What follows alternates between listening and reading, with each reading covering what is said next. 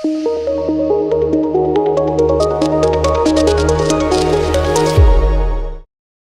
dear friends, I am Dr. Shravya, consultant fertility specialist here at 49 Hospital, Secunderabad. So ఇవాళ మనం IVF in vitro fertilization అనగా test tube baby గురించి అసలు ఈ ప్రొసీజర్లో step by step ఏం జరుగుద్ది, ఎన్ని హాస్పిటల్ విజిట్స్ ఉంటాయి, ఎలాంటి బ్లడ్ టెస్ట్ ఉంటాయి అండ్ మనకి రిజల్ట్ ప్రెగ్నెన్సీ పాజిటివ్ ఎన్ని రోజులకి తెలుస్తుంది అనే దాని గురించి తెలుసుకుందాం. సో అసలు ఐవీఎఫ్ అనే ప్రొసీజర్, ఈ టెస్ట్ ట్యూబ్ బేబీ ఎవరికి ఇండికేటెడ్, ఎవరిలో చేస్తాం, ఎవరికి అడ్వైస్ చేస్తాం అంటే first thing male factor, female factor. అంటే మగవాళ్ళకి సమస్య ఉన్నవాళ్ళు లేదా ఆడవాళ్ళకి సమస్య, ఏ రకమైన సమస్యలకి ఐవీఎఫ్ చెప్తాము అనే దాని గురించి తెలుసుకుందాం. సో మేల్ ప్రాబ్లమ్స్ ఏంటంటే సివియర్ ఆలిగోయాస్టినోటెరటోజూస్పర్మియా అంటాం, అంటే సివియర్ ఓట్స్. సో కౌంటు, కదలికలు, నార్మల్ ఫామ్స్ మూడు చాలా తక్కువ శాతంలో ఉంటే వాళ్ళకి ఐవీఎఫ్ అడ్వైస్ చేస్తాం.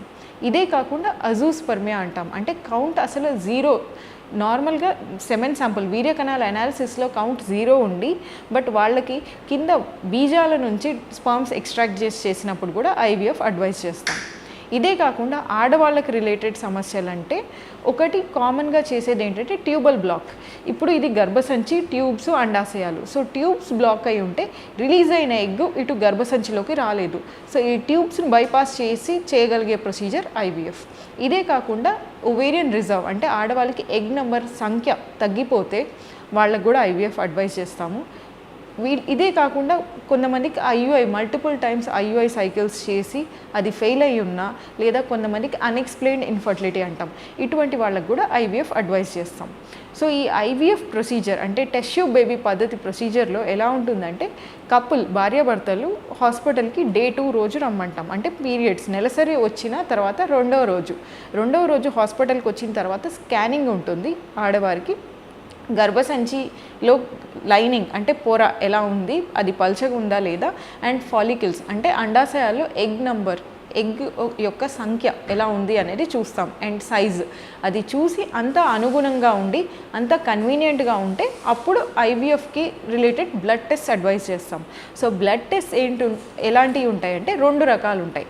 కొన్ని హార్మోన్ టెస్ట్ అడ్వైజ్ చేస్తాం. హార్మోన్ టెస్ట్ ఎందుకు అంటే మనం ఈ ఐవీఎఫ్ ప్రొసీజర్లో డైలీ ఇంజెక్షన్స్ ఇస్తాం, హార్మోనల్ ఇంజెక్షన్స్. సో ఈ హార్మోనల్ ఇంజెక్షన్స్ ఇవ్వటానికి తన బాడీలో బేసల్ హార్మోనల్ స్టేట్ అంటే బేస్ లెవెల్లో హార్మోన్స్ ఎలా ఉన్నాయో తెలుసుకొని హార్మోన్ టెస్ట్ చేస్తాం. దాంతోపాటు కొన్ని ఈ ఐవీఎఫ్ ప్రొసీజర్లో ఏంటంటే మన టార్గెట్ ఏంటంటే అండాశయాల్లో ఎగ్స్ ఉంటాయి కదా, ఆ ఎగ్స్ నార్మల్గా ఆడవారికి నెలసరి వచ్చిన తర్వాత ఒక ఎగ్ పెరిగి రిలీజ్ అవుతుంది. మనం ఐవీఎఫ్లో టార్గెట్ ఏంటంటే 8 to 10 ఎగ్స్, అంటే 8 నుంచి 10 ఎగ్స్ ఒకేసారి పెరిగి వాటిని మనం బయటకు తీసే పద్ధతి ఐవీఎఫ్.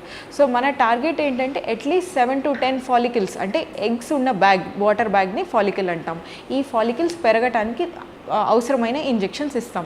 సో ఈ ప్రొసీజర్ మనం ఎలా అంటే డే 2 బ్లడ్ టెస్ట్ చూసుకొని డే 2 or డే 3 అంటే 2వ రోజు లేదా 3వ రోజు నుంచి డైలీ ఇంజెక్షన్స్ స్టార్ట్ చేస్తాం. సో డైలీ ఇంజెక్షన్స్ ఉంటాయి అండ్ మధ్యలో స్కాన్ చూస్తాం. అంటే మనం ఇచ్చిన ఇంజెక్షన్ డోస్కి ఈ ఫాలికల్స్, ఈ ఎగ్స్ పెరుగుతున్నాయా లేదా, వాటి డెవలప్మెంట్ ఎలా ఉంది అని చూస్తాం. సో వాటి గ్రోత్ బట్టి ఫర్దర్ ఇంజెక్షన్ డోస్ అడ్జస్ట్మెంట్ జరుగుద్ది. సో ఈ ప్రొసీజర్ డైలీ ఇంజెక్షన్స్ అనేది యావరేజ్గా 10 రోజులు ఉంటాయి. కొంతమందికి బాడీ రెస్పాన్స్ బట్టి మారుద్ది. కొంతమందికి ప్రాబ్లీ 8 రోజుల్లోనే రెస్పాన్స్ రావచ్చు, కొంతమందికి 10 నుంచి 12 రోజుల్లో రెస్పాన్స్ రావచ్చు. సో యావరేజ్గా అందాజగా 10 రోజులు ఇంజెక్షన్స్ అనుకుంటే 10 రోజులు ఇంజెక్షన్స్ తర్వాత లాస్ట్ డే ఇంజెక్షన్ ఏంటంటే ఒక ఇంజెక్షన్ అర్ధరాత్రి ఉంటుంది. యూజువలీ ఆ ఇంజెక్షన్ ఇచ్చిన 35 గంటలకి ఎగ్ రిట్రీవల్ అంటే ఈ ఎగ్స్ని బయటకు తీసే ప్రొసీజర్ ఉంటుంది. సో 35 గంటల తర్వాత మత్తిచ్చి ఎగ్స్ తీస్తాం. సో ఈ ఎగ్ రిట్రీవల్ ప్రొసీజర్ కోసం మీరు ఒక్కరోజు హాస్పిటల్లో ప్రొసీజర్కి రావాల్సి ఉంటుంది. ఆ రోజు ఉదయం వచ్చి ప్రొసీజర్ అయిపోయిన తర్వాత ఒక 4 to 5 hours తర్వాత మీరు కంఫర్టబుల్గా ఉన్నారో లేదో చూసి కంఫర్టబుల్గా ఉంటే డిశ్చార్జ్ చేస్తాం. సో ఈ ప్రొసీజర్కి హాస్పిటల్ అడ్మిషన్ అంటూ ఏం అవసరం ఉండదు. ఓన్లీ థింగ్ ఏంటంటే మనం ఆ రోజు మత్తు ఇచ్చేసి ప్రొసీజర్ టైం ఏంటంటే ఒక 15 నుంచి 30 నిమిషాలు ఉంటుంది. ఈ 15 నుంచి 30 నిమిషాల్లో ఎగ్స్ తీస్తాం మత్తు ఇచ్చేసి. సో అది ఎలా ఉంటుందంటే కడుపు మీద పొట్ట మీద కోత అట్లాంటిది ఏమీ ఉండదు. కింద నుంచి వెజైనా దగ్గర నుంచి స్కాన్ చేసినట్టే అక్కడ నుంచే నీడిల్ వేసి ఈ అండాశయాల నుంచి ఎగ్స్ తీస్తాం. సో తీసిన ఎగ్స్ని స్పర్మ్స్తో అదే రోజు ఫర్టిలైజ్ చేస్తాం. సో ఈ ఫర్టిలైజేషన్ పద్ధతులు 2 రకాలు ఉంటాయి, ఐవీఎఫ్, ఇక్సీ. సో ఫర్టిలైజేషన్ పద్ధతే మారుద్ది. సో ఐవీఎఫ్ అన్న ఇక్సీ అన్న బేసిక్ ఒరిజినల్ ప్రొసీజర్ అయితే సేమ్, ఓన్లీ ఫర్టిలైజేషన్ పద్ధతి మారుద్ది.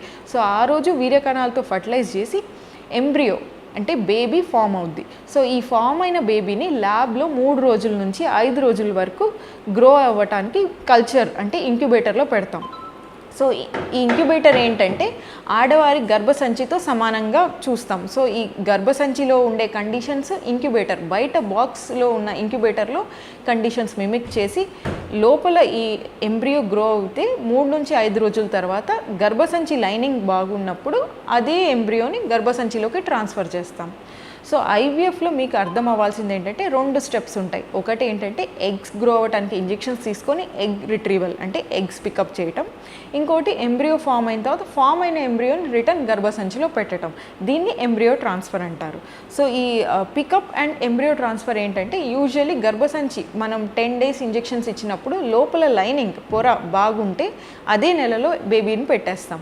బట్ ఒక్కొక్కసారి ఏమవుద్దంటే కొంతమంది గర్భసంచి లైనింగ్ మరీ పల్చగా ఉండటం లేదా మరీ మందంగా ఉండటం లేదా అండాశయాలు ఇచ్చిన ఇంజెక్షన్స్కి మనకి 8 to 10 ఫాలికల్స్ అంటే 8 నుంచి 10 ఎగ్స్ బదులు 15 ఎగ్స్ అలా ఎక్కువ ఎగ్స్ వస్తే అండాశయాలు పెద్ద సైజు ఉంటుంది. సో అప్పుడు వాళ్ళకి అదే నెల ట్రాన్స్ఫర్ చేస్తే కంఫర్టబుల్ ఉండదు కాబట్టి ఆ నెల ప్రొసీజర్ క్యాన్సిల్ చేసి పై నెల ట్రాన్స్ఫర్ చేస్తాం. దాన్ని ఫ్రోజన్ ఎంబ్రియో ట్రాన్స్ఫర్ అంటారు. సో ఇది రఫ్లీ IVF procedure step by step. మీకు ఈ ప్రొసీజర్ అర్థమైంది అనుకుంటున్నాను. Thank you.